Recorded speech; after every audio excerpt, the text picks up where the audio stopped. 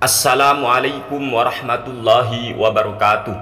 Teman-teman sahabat Sani Uye yang kami banggakan, apakah kalian masih ingat dengan ucapan semakin panjang jenggotnya maka ia semakin goblok? Masih ingatkah teman-teman ya? Semoga masih ingat. Pertanyaannya adalah, apakah ucapan seperti ini tanpa dasar atau hanya untuk mengolok-olok seseorang yang punya jenggot panjang? Mari kita bahas keterangan dari para ulama.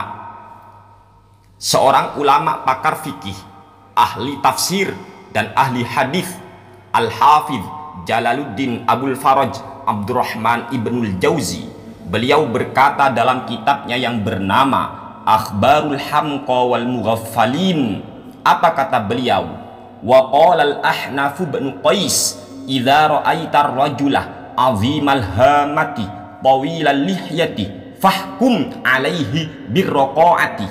Artinya, Al-Ahnaf bin Qais berkata, jika kau melihat orang yang besar kepalanya, panjang jenggotnya, maka pastikanlah bahwa orang tersebut orang yang bodoh. Wa qala Muawiyah li rajulin ataba alaihi, kafana fi syahadati alaika fi hamaqatika wa sakhafati aqlika ma narahu min quli lihyatika. Artinya, Muawiyah berkata kepada orang yang mengkritik dirinya, cukup bagiku dalam membuktikan kedunguanmu dan lemahnya akalmu, yaitu dengan melihat panjangnya jenggotmu. Hujjatul Islam Al-Imam Al-Ghazali dalam kitabnya yang sudah tersebar luas di berbagai negeri, yaitu kitab Ihya Ulumuddin, tepat di juz ketiga halaman 228. Apa kata beliau? Janganlah engkau tertipu oleh pakaian seseorang yang robek lalu ditambal, atau sarungnya yang ditinggikan di atas betisnya atau cingkrang, atau jidatnya yang mengkilap kehitam-hitaman. Perlihatkanlah dulu kepadanya suatu dirham atau mata uang, maka engkau akan tahu apakah dia mencintai dirham atau dia akan menolaknya. Bahkan seorang ulama yang pakar fikih, ahli tafsir sekaligus ahli hadis, yaitu Al-Hafidh Jalaluddin Abul Faraj Abdurrahman Ibnul Jauzi, beliau berkata dalam kitabnya yang bernama Akhbarul Hamqa wal Mughaffalin, beliau mengutip dari sebagian ahli hikmah, wa qala ba'dul hukama'i mawdi'ul aqli dimau wa tariqur ruhil anfu wa mawdi'ur ru'unati tawilul lihyah. Wa an Sa'd bin Mansur annahu qala qultu li bani Idris ara'aita Salama bin Abi Hafsah qala na'am ra'aituhu tawilal lihyati wa kana ahmaqa. Artinya, sebagian ahli hikmah berkata, tempatnya akal adalah otak, jalannya ruh adalah hidung, dan tempatnya kebodohan adalah jenggot yang panjang. Diriwayatkan dari Sa'd bin Mansur bahwa beliau berkata, saya bertanya kepada Ibnu Idris, apakah Anda pernah melihat Salam bin Abi Hafsah? Beliau, Ibnu Idris menjawab, ya, saya pernah melihatnya. Dia itu jenggotnya panjang dan dia orang yang dungu. Dari semua keterangan ulama ini kita bisa tahu teman-teman, bahwasanya jenggot panjang itu oleh ulama-ulama terdahulu juga banyak di antara para ulama yang malah menjadikan jenggot yang terlalu panjang itu sebagai tanda kebodohan seseorang. Sehingga muncullah ucapan semakin panjang jenggotnya maka ia semakin bodoh. Dan ternyata ada dalilnya, ada ulama yang memang banyak berkata demikian. Oleh karena itulah teman-teman, kesunahan jenggot yang bagi mengamalkan sunnahnya jenggot teman-teman ya, itu sebenarnya oleh para ulama jangan sampai lebih dari segenggam tangan ini. Jadi jangan lebih teman-teman. Kalau sudah lebih itu, wah ini dinyatakan demikian oleh para ulama. Ada yang mengatakan apa untuk mengetahui tanda kebodohannya dari jenggotnya. Oh panjang iki jenggot deh. Nah, iki. Jadi cukuplah bagiku mengetahui kebodohanmu rendahnya akalmu dengan melihat yang namanya jenggotmu itu panjang loh. Apa ulama yang seperti ini contohnya Imamun Al-Ghazali apa menghina kesunan jenggot? Tidak, tetapi berlebihan dalam berjenggot itu teman-teman ya. Apalagi hanya karena jenggot lalu merasa paling islami. Ojo ngene bro yo. Jadi jangan sok-sok islami, paling islami, jangan sok paling islami lah. Hanya karena jenggot, hanya karena berjubah, hanya apalah, itu bukan sebagai tanda ketakwaan seseorang, tidak, sebagai kesalahan seseorang, tidak. Malah kata Imam Al-Ghazali, jangan tertipu dengan semua itu. Jangan jenggotnya panjang, jidatnya hitam, jangan, tapi kasih dirham atau mata uang dulu. Apa doyan atau tidak? Lah ini. Jadi sekali lagi ucapan semakin panjang jenggotnya maka ia semakin bodoh, ternyata banyak ulama yang mengucapkannya teman-teman ya.